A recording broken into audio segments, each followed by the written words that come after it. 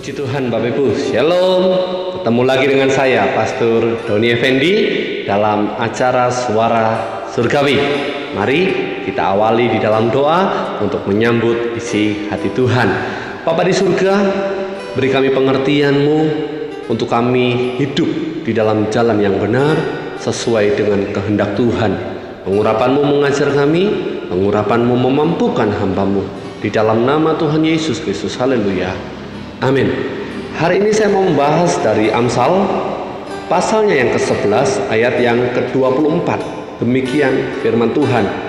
Ada yang menyebar harta tetapi bertambah kaya. Ada yang menghemat secara luar biasa namun selalu berkekurangan. Ayat yang luar biasa yang sempat membuat saya kaget Bapak Ibu. Karena ironis, bertentangan dengan hukum alam, bertentangan dengan apa yang seharusnya.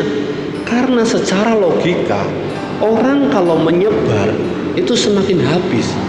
Orang kalau membagi-bagikan itu harusnya semakin berkurang. Tetapi firman Tuhan tidak demikian. Justru dikatakan demikian firman Tuhan, ada yang menyebar harta tetapi bertambah kaya. Wow, kok berbeda, bertentangan bahkan. Nah, di sini saya tertantang untuk mendalami, tertantang untuk menggali apa sih maksud ayat ini, supaya Bapak Ibu menemukan kebenaran yang luar biasa, sehingga hidup kita berubah sesuai dengan pola yang ilahi.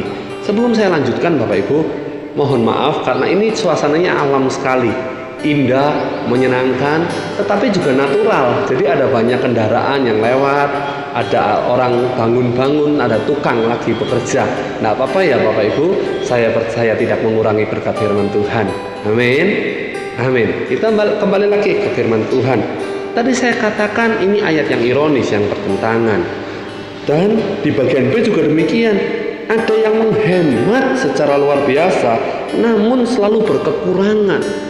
Ketika saya mempelajari artinya, coba menyimpulkan dengan bahasa gampang sehari-hari, ada orang yang sangat pelit, yang menghitung sedemikian rupa untuk tidak mengeluarkan pengeluaran, tidak mengeluarkan uangnya, tetapi justru selalu terbatas keuangannya.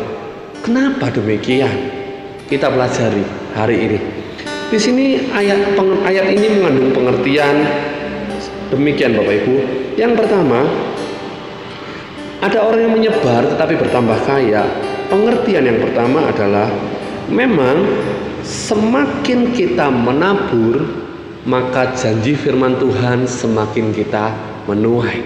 Menabur banyak, menuai banyak. Menabur sedang-sedang saja, ya menuai sedang-sedang. Menabur sedikit, menuai sedikit. Apalagi kalau tidak menabur. Itu uniknya firman Tuhan. Dan mari kita hidupi. Pengertian yang pertama, semakin kau menabur, engkau semakin menuai. Sehingga semakin menyebar harta, semakin bertambah kaya. Itu pengertian yang pertama. Nah, pengertian yang kedua, demikian Bapak Ibu. Semakin orang menabur, hatinya semakin merasakan sukacita, sehingga ketagihan untuk selalu menabur. Dan di saat itulah mujizat terjadi.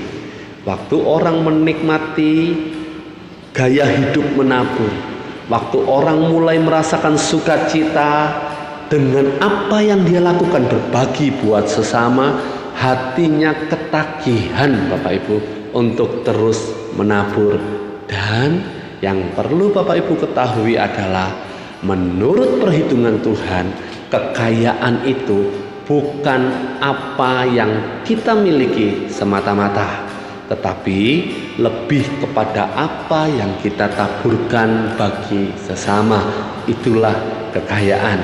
Makanya bagian A mencatat ada orang yang menyebar tetapi justru bertambah-tambah. Hartanya dibagi-bagi, justru hartanya semakin berlimpah-limpah. Tetapi demikian yang bagian B, pengertiannya sama. Ada yang menghemat secara luar biasa, ada yang sangat berhitung, tetapi justru kekurangan. Kenapa? Jelas dong, tidak sesuai dengan firman Tuhan. Karena yang menabur sedikit, menuai sedikit, yang tidak menabur tidak akan menuai. Dan pengertian yang kedua yang lebih penting dari itu adalah ketika orang itu pelit, maka jiwanya hidup dalam kemiskinan. Ada kutuk yang mengikat, sepertinya demikian. Ada kutuk yang membelenggu sehingga apapun yang dia capai, apapun yang dia sudah miliki, selalu kurang terus. Punya 1 miliar, karena tidak berbagi, merasa kurang, pengen 2 miliar. Sudah dapat 2 miliar, pelit lagi, maka akan kejar 3 miliar.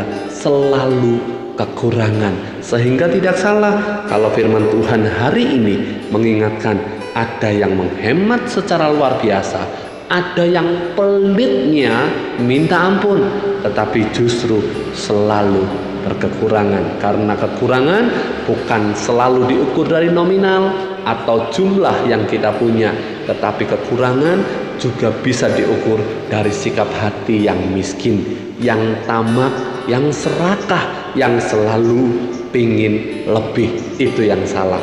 Jadi kesimpulannya, Bapak Ibu, supaya engkau terbebas dari hal-hal yang duniawi, mari mengenakan pola yang ilahi, menabur banyak, menuai banyak, dan lebih penting dari itu, menaburlah sesering mungkin, maka engkau akan dibebaskan dari jiwa